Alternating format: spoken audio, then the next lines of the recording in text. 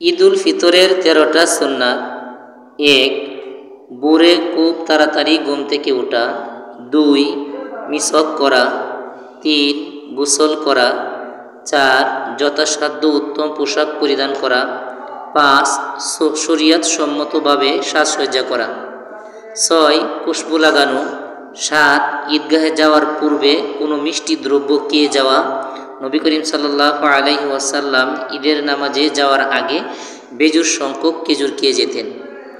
8. আগে ঈদগাহে যাওয়া। 9. ঈদগাহে যাওয়ার পূর্বে সাদকায়ে ফিতর না দিয়ে থাকলে দিয়ে যাওয়া। 10. ঈদগাহে যে ঈদের নামাজ পড়া, বিনা ওজরে মসজিদে না পড়া। 11. পায়ে হেঁটে ঈদগাহে যাওয়া। 12. যাওয়ার সময় এই তাকবীর আস্তে আস্তে পড়তে পড়তে যাওয়া, আল্লাহু আকবার আল্লাহু আকবার, লা ইলাহা ইল্লাল্লাহু আল্লাহু আকবার আল্লাহু আকবার ওয়ালিল্লাহিল হামদ। 13.